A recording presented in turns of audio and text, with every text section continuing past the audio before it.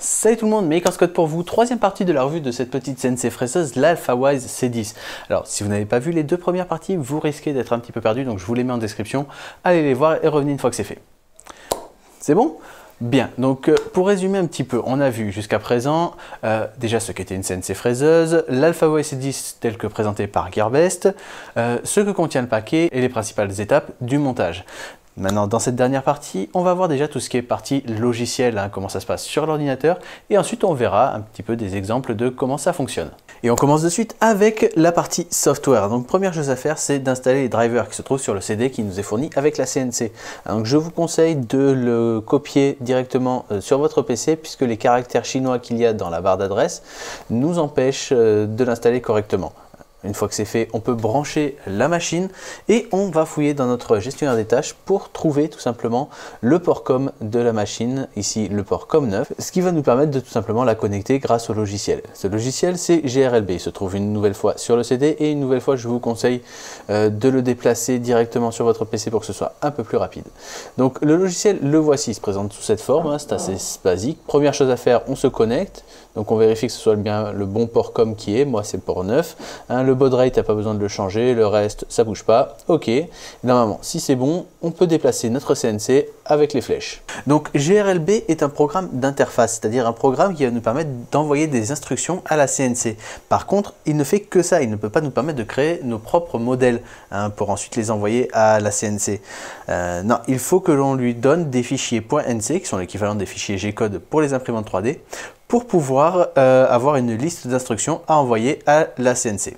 Alors sur le CD, on a 3 fichiers .nc qui nous ont fournis, mais je ne les trouve pas géniaux. Du coup, on va fabriquer nous-mêmes notre propre petit fichier .nc. Donc pour ça, je n'ai pas encore trouvé de logiciel capable de faire ça gratuitement. Hein. Il paraît que Fusion 360 a une option pour faire ce genre de choses, mais il faut que je regarde ça plus en détail. Donc pour l'instant, on va aller sur Easel. Alors je ne sais pas si je le prononce bien. Hein, c'est un logiciel en ligne, je vous mets le lien dans la description, qui nous permet de créer des fichiers .nc. Une partie de ce logiciel est accessible gratuitement, il faut juste s'inscrire en fait sur le site Inventable. Donc le voilà, ça se présente comme ça, on a ici la partie où on va créer notre modèle et ici la partie où on va tout visualiser. Donc c'est assez simple, hein, on va faire un truc basique, hop, j'ajoute du texte, on a quelques petites, allez ça va être ça, on a quelques petites polices d'écriture, hop, Maker Scott, voilà. On va réduire un petit peu la taille pour que ça rentre dans notre modèle. Voilà, parfait. Donc ensuite, personnellement, je veux juste graver les contours. Voici, donc juste sur le chemin, parfait, ça c'est bon. La profondeur, on va juste mettre une passe. Hein, je veux juste graver donc 2,5 mm, parfait.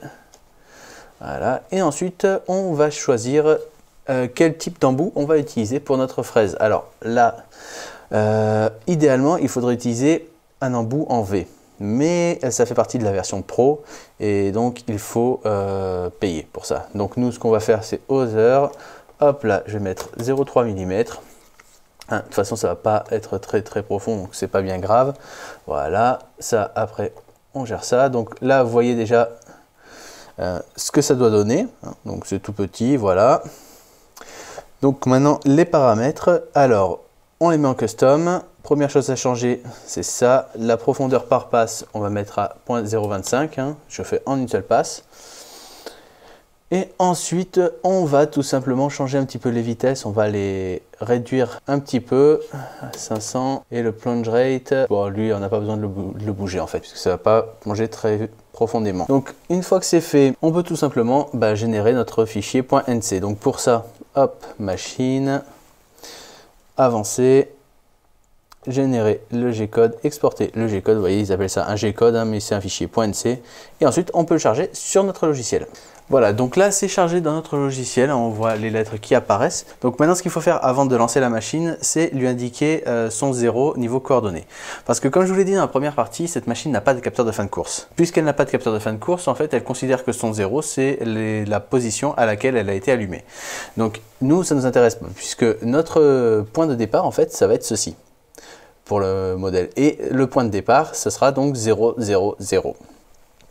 Or, on ne peut pas avoir ça n'importe où. Donc, il faut d'abord déplacer, grâce à ces flèches, notre pointe là où on veut que ce soit le 0. Ensuite, on dit tout simplement à notre machine, fais ton 0xy, fais ton 0z. Et ensuite, c'est bon. Notre pointe apparaît ici. Et maintenant, ben, il n'y a plus qu'à lancer. Timelapse.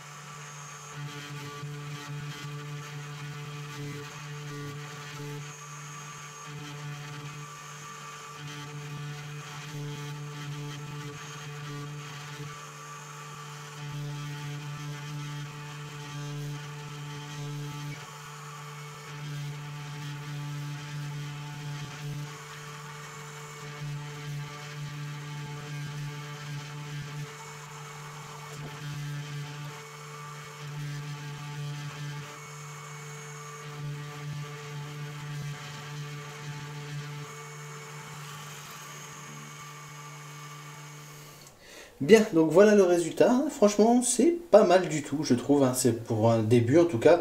Alors, j'ai fait ça un petit peu à la va-vite. Et comme je vous l'ai écrit sur la vidéo, je me suis un petit peu trompé dans les réglages. J'ai mis 2,5 mm de profondeur au lieu de 0,25. Ce qui fait que j'ai eu quelques légers problèmes au début. Mais voilà, le résultat, comme ça, juste pour un petit modèle fait comme ça à l'arrache. Bah, je trouve que c'est pas mal, la gravure est pas trop mal, et si je règle un petit peu mieux la machine, les vitesses, tout ça, je pense que je peux obtenir de meilleurs résultats, sachant qu'avec du bois de meilleure qualité, j'ai obtenu ceci. Donc voilà, c'est pas impossible d'avoir de bons résultats, voilà, sur quelque chose d'un peu plus gros également. Bon, il n'y avait plus assez de place pour faire le dernier T, mais voilà, vous avez compris le principe, ça fonctionne bien. Alors on pourrait améliorer le résultat en utilisant tout simplement de meilleurs paramètres, donc ça c'est juste avec le temps, et aussi en utilisant des matériaux plus homogènes que du bois, comme par exemple des matières plastiques. Là on aurait de meilleurs résultats, mais je ne vais pas m'amuser à vous faire un panel de tous les matériaux que je peux utiliser. Donc je pense qu'on arrive au bout de ce test, et il est temps de passer à la conclusion de cette revue. Bien, donc pour conclure sur cette petite AlphaWise C10, déjà parlons de son design. Comme je vous l'ai dit en première vidéo, le design de cette machine n'a absolument rien d'original. Les profils aluminium sont déjà probablement prédécoupés par leurs fournisseurs, ils ont juste à les trier et à les ranger en différents kits, ils les coupent par centaines et puis voilà. Niveau pièces métalliques, les tiges lisses, tout ça, c'est pareil à mon avis. Les pièces en injection de plastique sont des pièces que l'on trouve toutes faites dans le commerce. C'est pas des pièces qui sont faites pour la machine, c'est vraiment des pièces que l'on peut acheter également en gros pour eux, donc ils les achètent en gros, puis ensuite ils les distribuent dans chaque pack.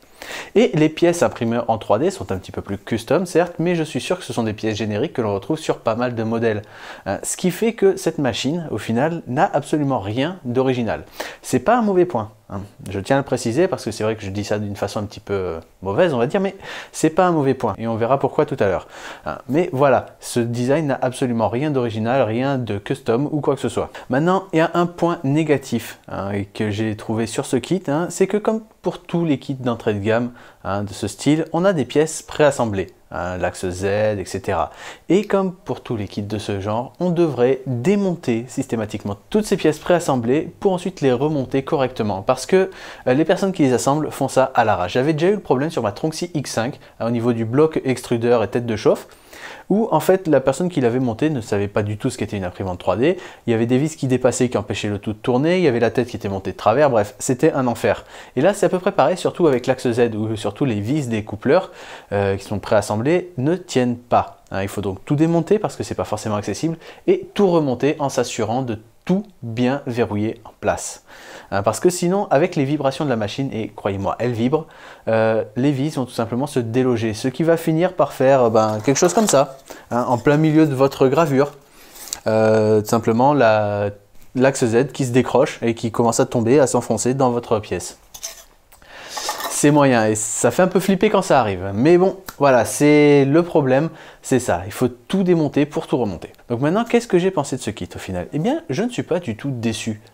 Pour la simple et bonne raison que il fait exactement ce que j'attends de lui. C'est un kit à 150 €, donc je n'attends pas grand chose de base, mis à part découvrir un petit peu ce que c'est qu'une CNC fraiseuse et comment ça fonctionne. Et ben là, c'est exactement ce que j'ai avec ce kit. Et c'est pour ça que ce design particulièrement basique est très bien, parce que ça me permet de voir comment fonctionne une CNC. Alors, je sais, c'est comme une imprimante 3D, mais moi j'ai l'habitude, mais vous n'avez pas forcément l'habitude de voir des imprimantes 3D ou des CNC.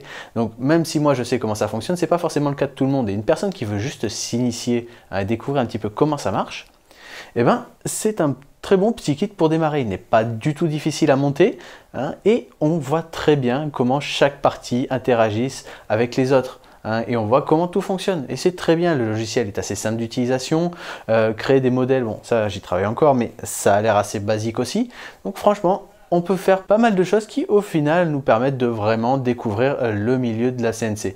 Alors je ne vais pas m'amuser à usiner avec cette machine, enfin c'est pas fait pour, c'est une machine de gravure comme je vous l'ai dit, donc je vais probablement pouvoir me contenter que de graver. Et si vous voulez faire plus avec une CNC, eh bien, il va falloir investir beaucoup plus.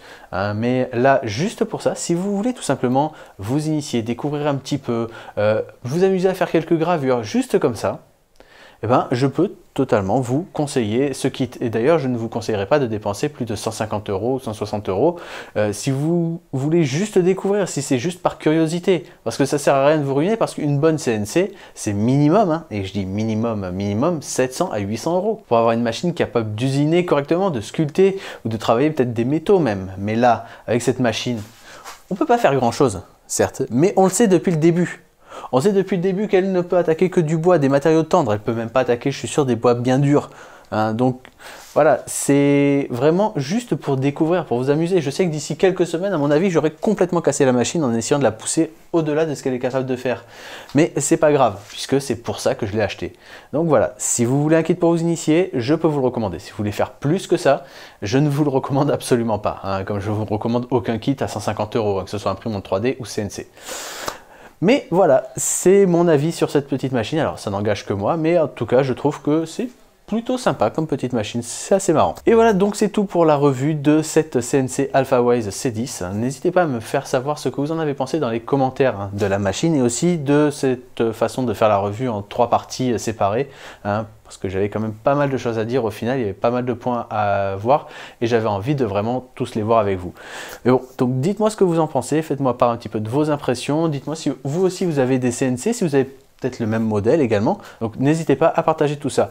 Si la vidéo vous a plu, pareil, n'hésitez pas à mettre un pouce bleu, à vous abonner à la chaîne, à la partager, et moi je vous dis à très vite. Ciao!